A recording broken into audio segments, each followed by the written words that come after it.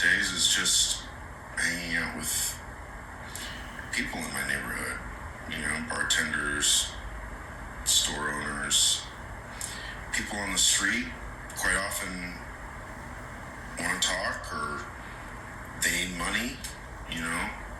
That's always a really good opportunity for me to talk to somebody because, if I give somebody $20, at least I get to talk to them for 10 minutes or something before they get tired. I basically talk to all the ASPCA, Greenpeace people that set up all the clothesline sort of traps at intersections, with the vests and stuff.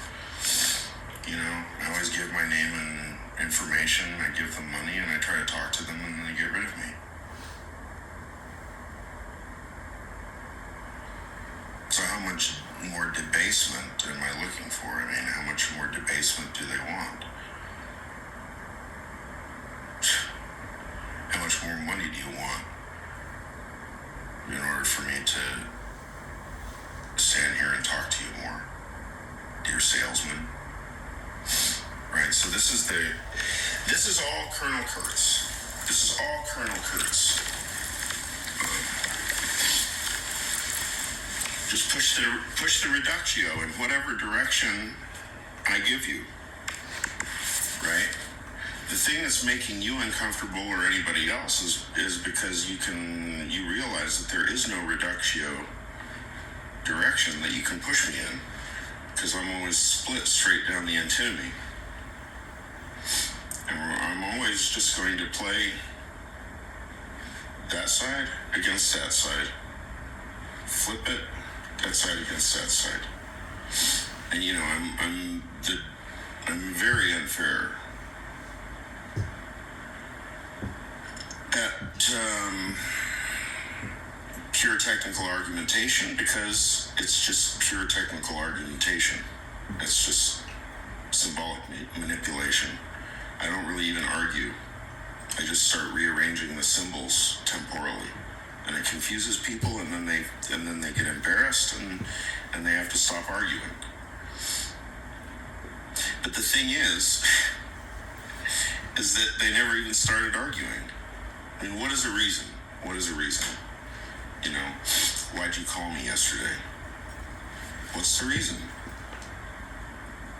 Now, when I look at somebody and say, why did you call me yesterday? What is the reason? Or how about if I ask like this?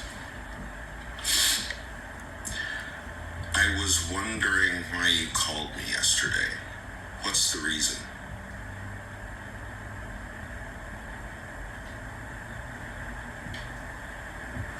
It's just a factual inquiry.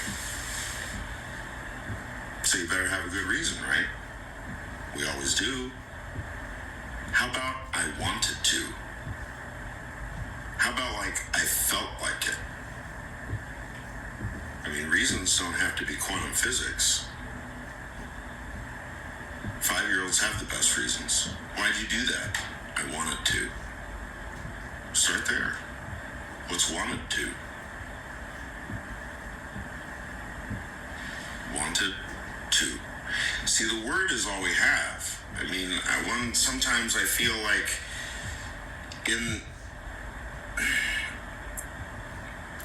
when I say that people are trying to put verticality into me, what I mean is that humans are literally trying to take the authority of the word. What word? Spoken word.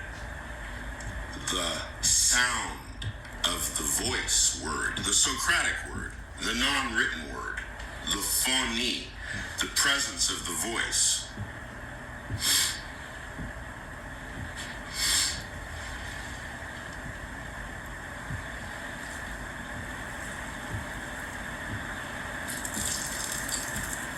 The word. In the beginning, the word. In the beginning, there was the word. And the word was, the word. The word is the buckstopper.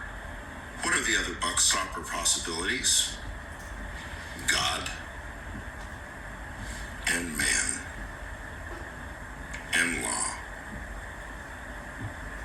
God, man, law, word. We deleted God. We deleted man because we do not live in a nation of men, but of laws. Now we have deleted the law, right? Because we live in an anarchic society that is illiterate, right? And finally, the last thing we arrive at is the word. Are you a man of your word? Can you choose your word? Can you choose the word and bind yourself to it? Can you testify to the word? Can you sign your signature to the word? Can you index it? Can you log it into the oeuvre, into the archive? Does it become part of the continuous ledger, the monolith of your life? The tribunal of your life? No, because it collapses all the leeway. In order to go the route that I have chosen, one collapses all the leeway. There is no space between the mind and anything else. The mind absolutely just collapses everything into itself. It's not verticality. It's almost absolute immersive, holistic, everything elseness. In other words, I was able to my satisfaction, formally and discursively cordon off all paternal functions, right? And I'll probably make it even more generalized so I can cordon off even more. So I can distinguish myself from whatever's going on there. Discipline and punishment over there. Oedipal dynamics over there. Verticality over there. Deferral to the other right here.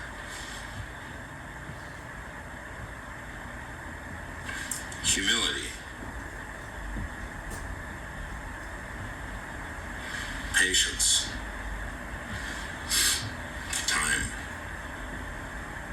I have all the time in the world. I mean, we could set the date. I would like to do it, actually. How about this? How about 2 years from today, you and I meet at the Zarathustra sign at Sils Maria. We can spend a day or two or a week at the lake and do Nietzsche's walks or our walks or whatever and talk about Der Gedanke. You know, I will mention it for 2 years.